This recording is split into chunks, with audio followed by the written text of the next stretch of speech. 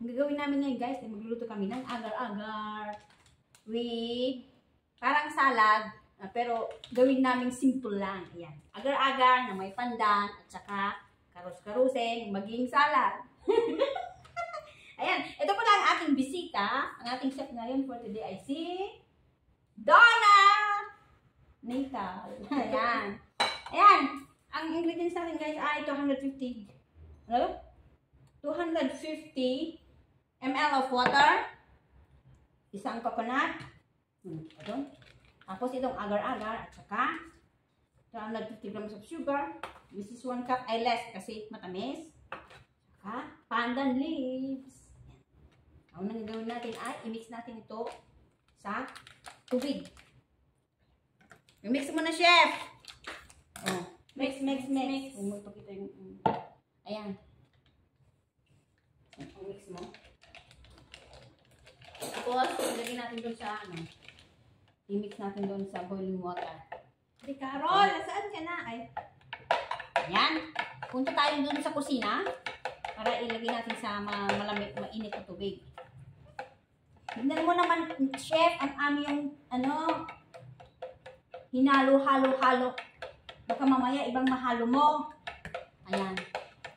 Namix na po ba, ma'am, chef? Yes, I'm done. Ayan. Punta tayo sa kusina, guys. Ayan, guys. Ilagay na natin doon sa mainit. Ipainitin natin sa kaldero. I-mix natin. Ilagay mo na, chef. Kasama ang pandan leaves.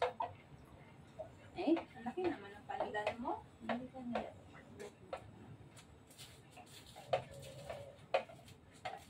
Advance Happy New Year.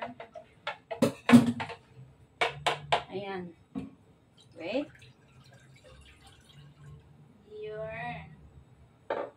Dapat i-mix muna natin yung asukal. Mamaya na. Kasi i-mix mo pa yan. Para makita mo mamaya. Ilagay ko na to asukal. Oo. Ang dami asukal. Ano ba lulutuin ng ate? Yung salad. Salad? Parang buko salad. Na simple lang. Diba buko salad is pandan. Tapos, anong tawag doon? May mga nyog. Ito, may coconut. Para daw, simple. Yung nagtitipid nga daw. Kaya ito, sugar. Instead na coconut, yung coconut milk na lang ilalagay. Ganon. Okay, Ganon okay. yun. Ganon. Okay. Yan. Yan. Ang chef natin ay napakaganda. Oh no. Still available. Yan. Na-dissolve Lagyan mo na na. yan. Ayan, lagyan na natin yan para magkulay. Ang dami naman. Ayan. Magkukulay ba to? Oo, basta mag-boil yan. Boy. Mas malapoy mo. Mm. Uy! Hi! Carol Ariola Toquero. MSLO. Naglalagpan ako pa dito. Ayan. Hindi naman na sesame. Tapos kunin natin yung paglagyan natin. Luto Hi, kami, Ate Ginger. Carol. Ate Lors. Luto kami ng, hindi ko alam kung anong luto ni ate. Basta tulungan ko lang. Salad. Hi! Tita Welma, hello. Ayan, ilagay natin dito mamaya.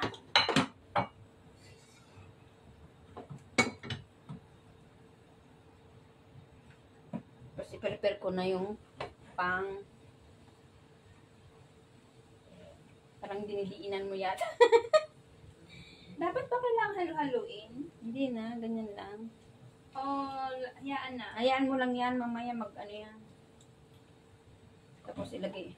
Parang, ang dami-dami, parang isa lang naman yata. Kasi 250 ml of water. Happy New Year po, Tita Welma. Ito yan, may nagawin ni ate. May kumakits to. Yan, halo-halo.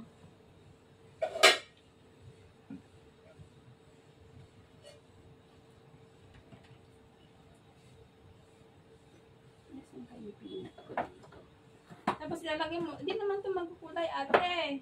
Hayaan mo lang yan.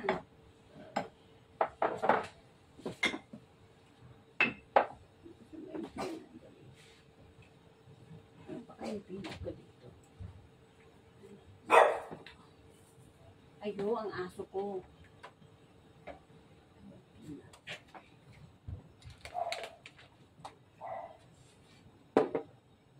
Yan mo lang na kumulo. Ito ba? Ayan guys, ang aso namin tumatahol. Oh, may ma-vlog content.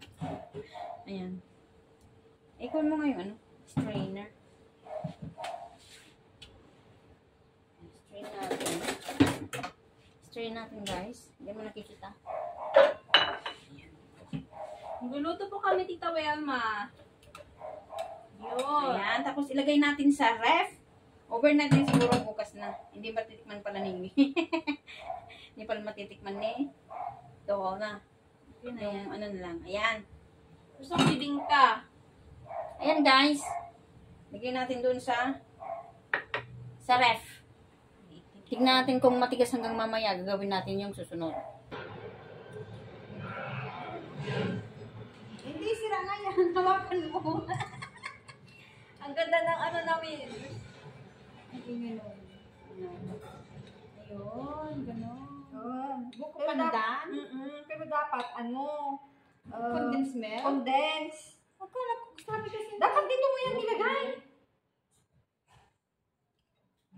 Ay, ilagay na yung coconut dyan. O, yun parang pinangsabaw mo. Akala ko yun ang ginawa mo. Akala ko yun after yan. Hindi Diba? yun. Hindi na pwedeng ilagay yan. Pero mabango na. Madaming sauce yung sauce. Oh, pero walang sauce. Pwede naman may ketchup dito. Puno yung sauce. Para sana ang kulay niya, yung para siyang coconut meat. Ay, yung ano yung puti. Pag nailagay yan. Oo, yung parang puti. Akala ko ito nilagay mo. Mali naman kasi yung Kaya dapat yan ang pinangsabaw mo. Akala ko yan pinangsabaw mo. yun na lang. At saka, kaya naman pala parang kulang. Oo. Para sana siya maging parang talagang Coconut na. coconut na. Parang puting-puti. Hindi naman kasi detailed yung inang ni Ruby. Ang sinabi niya, clear. Pero clear na ano mo yun. Tapos hindi O clear na gulaman. Oo, Ako, pero hindi naman niya sinabi na i-mix mo yung coconut sa ano. Siyempre, wala naman ako. Hindi ko naman kasi nag-search na. Masarap ba? mas masarap sana pag talagang malabo na. Ano? Ano lang yung berries mo ah? Diba? Parang puting-puti. Talagang ano, marami ang lasa na talaga. Tapos pag ano ka ng Hindi mo naman ilalagay sa may yung gelatin na kulay green. Yung may ano lang, may flavor na. Tapos cube. Tapos anuhin mo na siya ng oil. Buko pandan. Pwede naman kami bumili. Pero hindi doon na puti. Ano na to? Oh.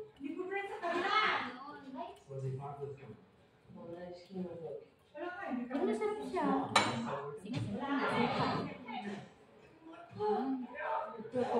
Cube mo.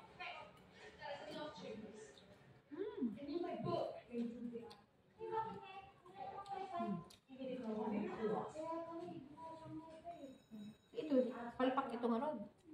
Okay ito. Kaso nga lang, ang ano lang, hindi siya yung parang coconut talaga na kulay. Wala, hindi siya puti. Parang clear. Imagine mo na yung tubig. Babi. And guys, ituloy natin. My DIY fruit salad gone wrong. So we make it into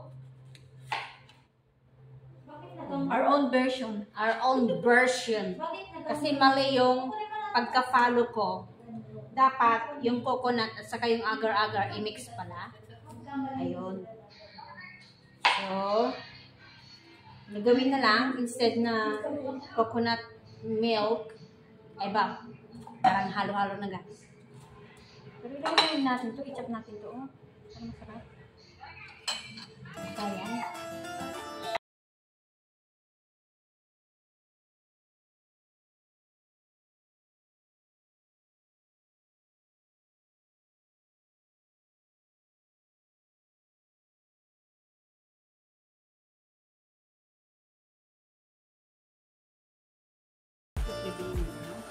Dapat pinagawa mo kanina ako.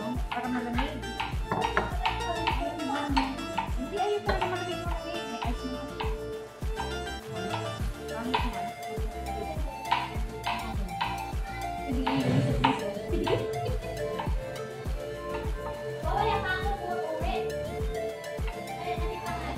Butasan ko.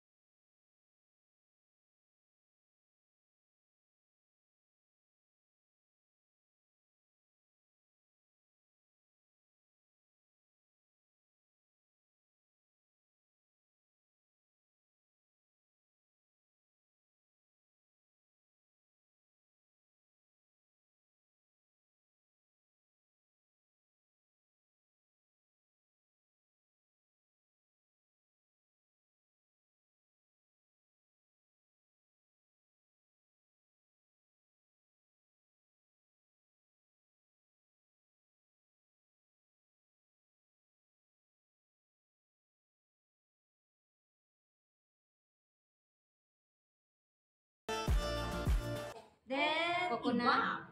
Ebap. Instead na coconut. Ayan. Oh, di parang halo-halo na. Wow, may kasmeka. Oh, tupog na naging kami. Ano, puti talaga yun. May ano ka? Dapat may raisin pa sana, no?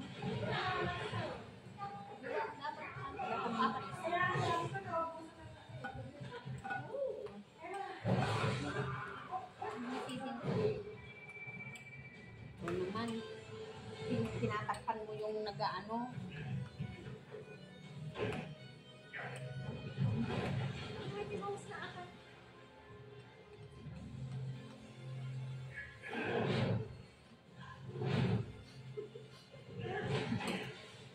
Para daw masarap ang pagkain sa iwan.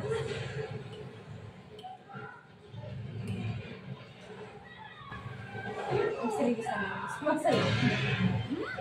Oh, masarap. Kumain natin. Masarap pag malamig. Oh, pag nanalo ko na, talagang okay. Oh, okay. Tapos gagawa ulit ako yung perfect.